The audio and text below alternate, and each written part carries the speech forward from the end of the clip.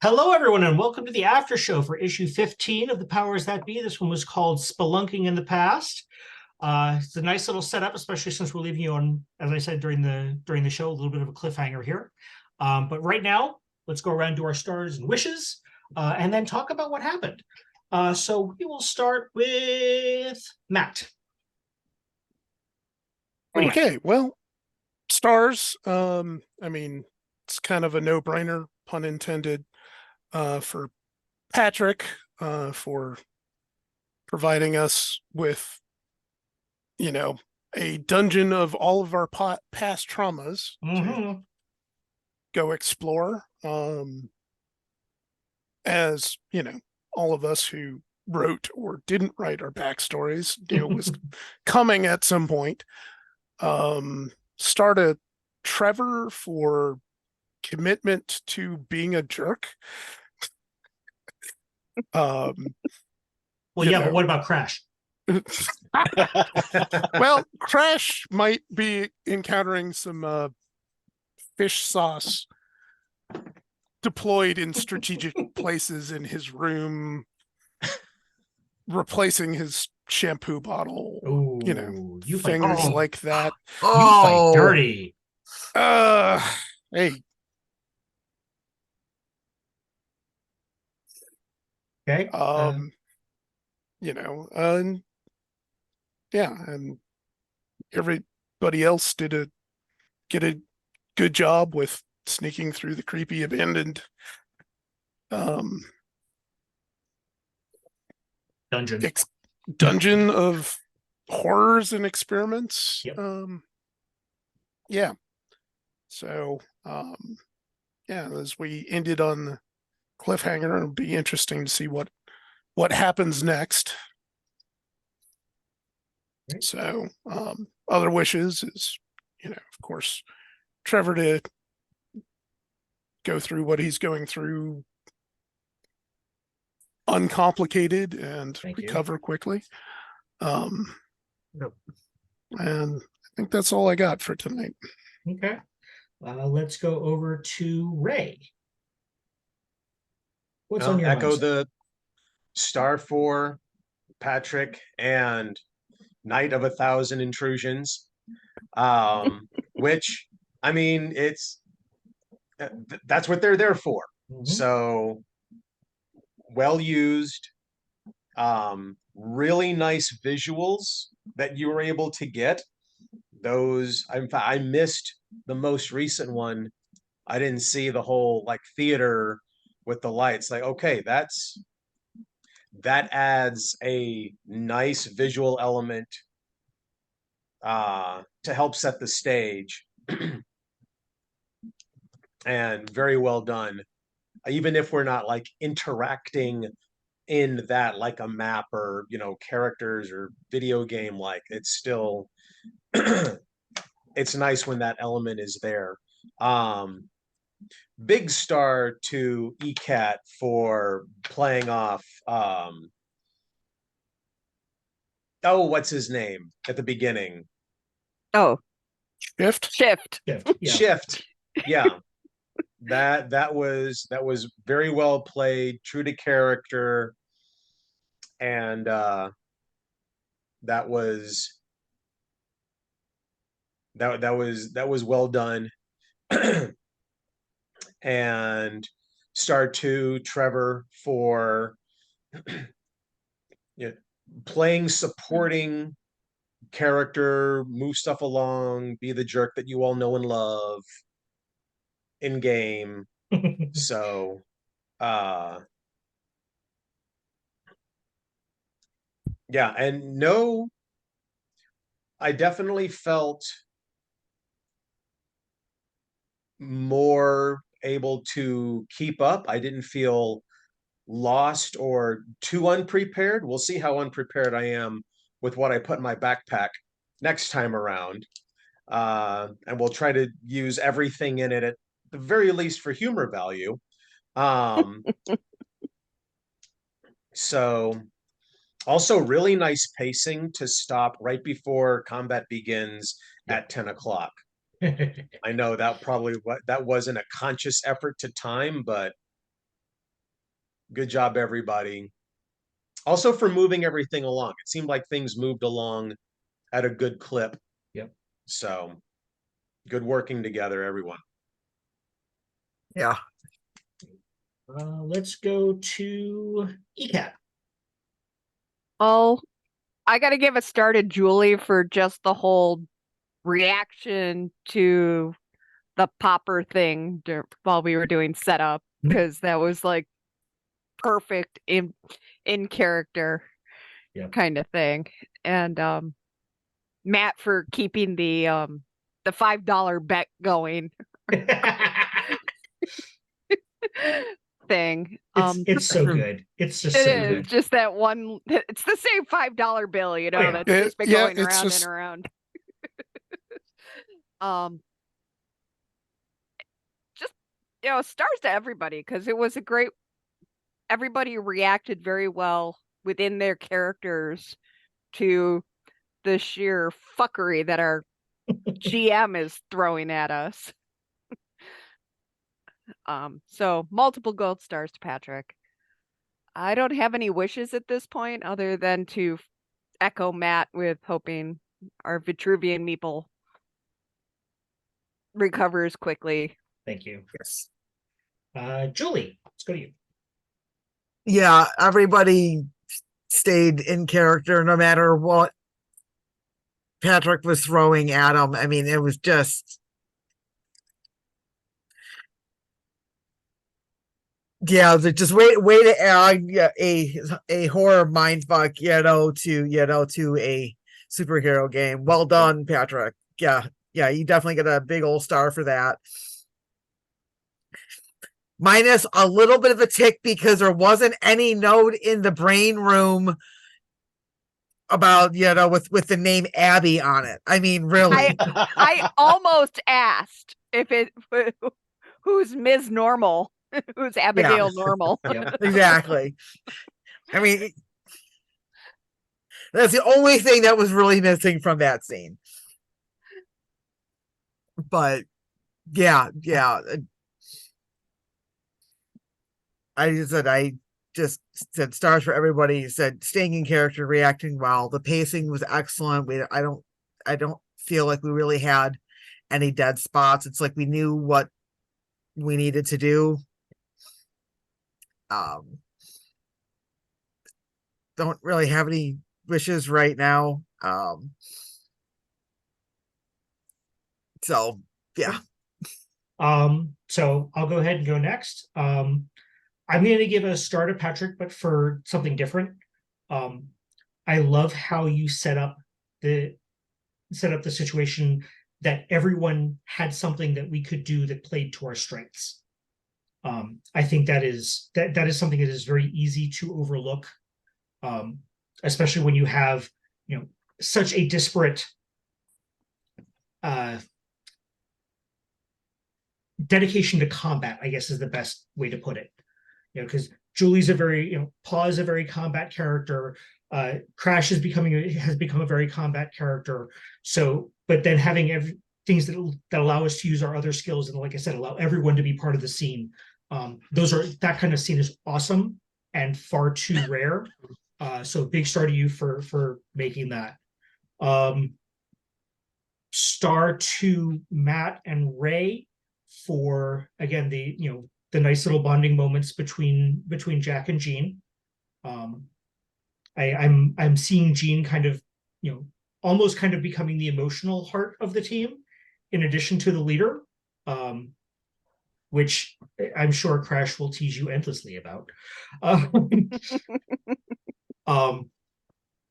For my wish, so for the benefit of the viewers, many of our characters are going up to tier 3 after this session, and you just in time to get into the combat. It's gonna be great. So my wish is to see all the new shinies get used and how that can be fun.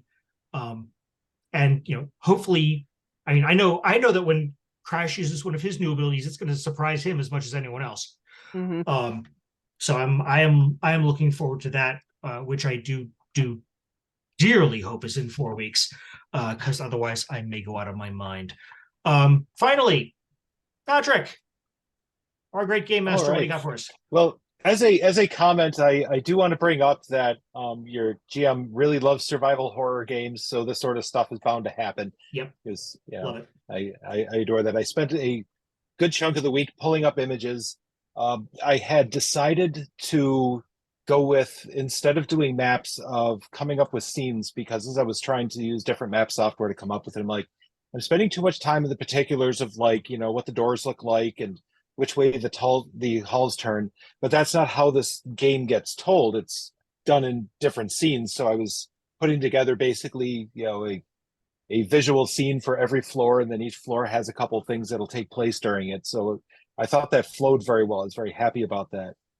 So Yeah. for stars, what I want to give one to Jack of last week. He had made the delightful comment of someone is out there making supers, which was perfectly accurate to what I had already planned for going on here, because you're seeing that's how that happened. And so a few of you in the group are will see the connection to what's going on with the whole thing. Like, for instance, that you got to see a resonance transfer machine just before, you know, getting attacked by a bunch more robotic dogs. And I'm starting to get the feeling that robotic dogs are going to have to become a theme as we go along, just because you have a mutant Catwoman. So you need robotic dogs to fight with. So I think that we're just going to have to keep pressing into that. And Fluffy needs a friend. Yes. And Bad doggers.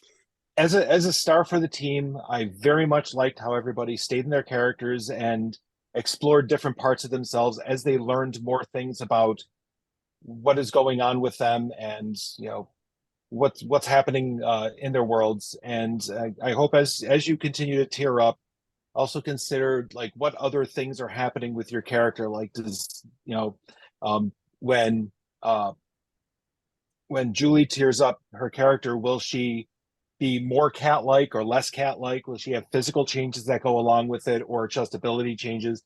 So things to think about. Or as, like, what's going to go on with Gen X's alien symbiote as he develops more power? The symbiote is becoming more powerful with him, or it's already powerful and it's just relating with him more. That's always a question to think about. So those things as part of the character development I like, is, you know, just not to bump up the numbers, but to actually progress the story along, and just take some time to reflect on, like, where you're going and what sorts of things are changing around you, because the characters have a lot of power in the storytelling in the system, which I very much like. Yep. So for I don't have a whole lot for wishes. The pacing for this went, I think, pretty well. I was trying to keep it from stalling out too often, because, like, it gets more interesting the further you go along. And so, like, you know, breaking in and, like, checking that first floor, there's not a whole lot happening there, unless you happen to roll really, really well in the file folders, and you might find something, which is exactly what happened. So my main wish is largely for myself, to keep the pacing going well and to keep the balance of things. So the combat starting for next week, I'll have to reassess my numbers for that to see if that will continue working well. Although, just leaving things as they are, if you guys happen to beat the snot out of something very quickly because you discover new things, all the better. Yeah. So we'll see how that works. But I do have a bunch more story planned up, and I'm trying to get this so we should have the next session of this, and then maybe, I think, one other, until we'll be at a good point to consider switching over to doing the Old Gods thing for at some point in October, because, well, we all like the podcast, and, well, those of us who listen to podcasts, and, you know, some nice seasonal creepiness is always a fun thing. Yep. I will say I've come up with a wish. Okay. If there's a crest puzzle or inventory management next session, I'm going to flip the table. So is that a wish for or against? I'm not sure. I did, or, you know, green herb. you know, There you go. whatever. We have a blue key card, but the door is orange. Damn it. Damn it. So I wanted to, Patrick, I wanted to touch for a second on something you said about, how this system, how stories are told in this system. I just went back through the chat. We did 6 rolls all night. That was it. And I like, and granted, some of those were tests that automatically got, that were automatically passed, but that's beside the point. Actually, no, it's not beside the point. That is part of the point, is that, these characters are incredibly powerful. And for those of you out there that haven't actually played Cypher, even starting tier 1 characters don't suck. Do not try to compare them to like first level characters in that game with the big mines, holes in the ground, and the large winged reptiles. You will be amazed how much more a tier 1 Cypher character can do. And so, when we get to the point where we don't have to worry about things like, picking a lock or, anything like that, because we can just do it, the numbers get out of the way.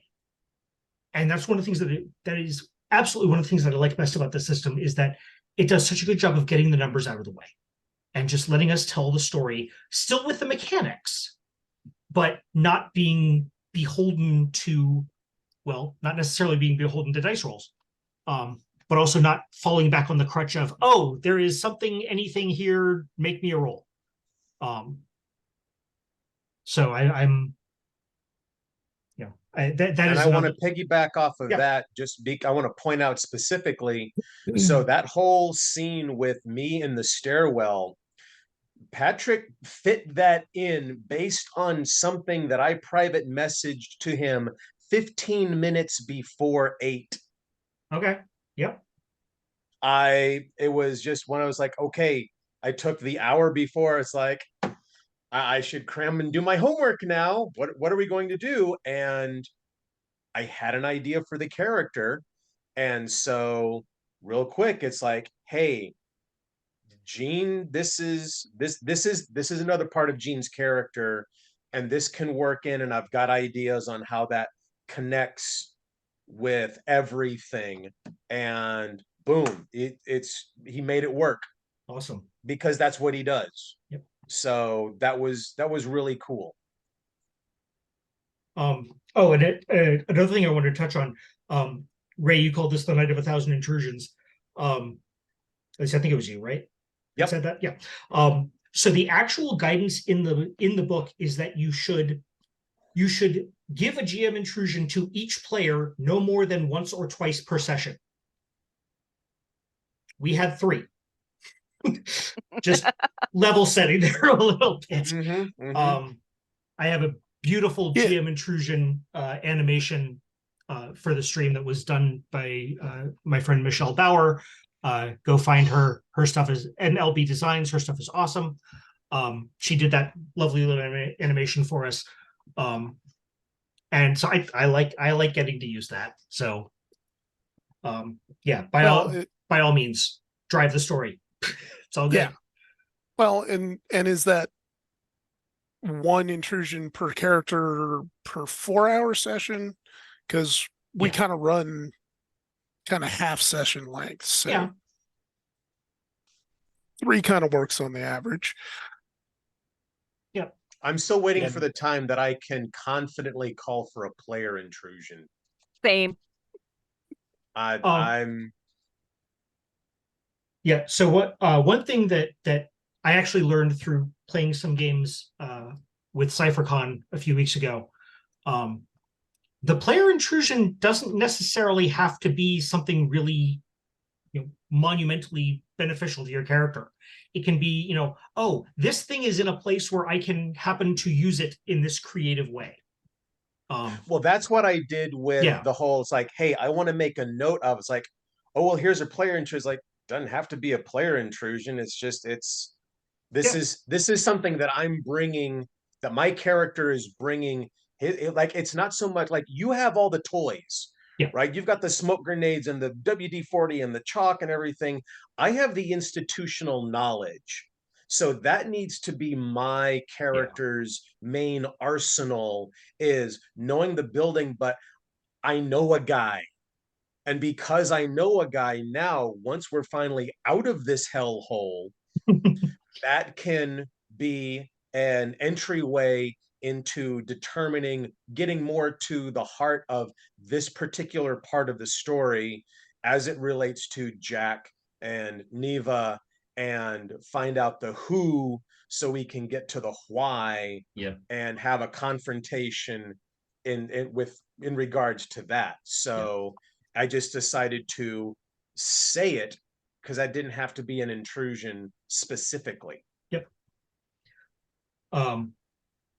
But yes, I and we were talking, a little earlier about characters going up to the next tier. And Matt and Julie, you were saying you were a little bit behind. That's actually not a bad thing, because you have gotten more immediate use out of your XP than the rest of us have. We have possibly hoarded it a little bit to our detriment. Things might have been easier if we'd spent 2 or 3 points on a temporary skill or something. So it's your character is just as advanced, but it's through the things that happened in your past, not the things that will happen in your future. Okay, so I'm actually kind of pissed that we're now leaving this on a cliffhanger right before combat. So anyone else have anything they want to say before we call it a night? All right. Good. Well then, Just good luck on the surgery, and make sure Yeah. that we're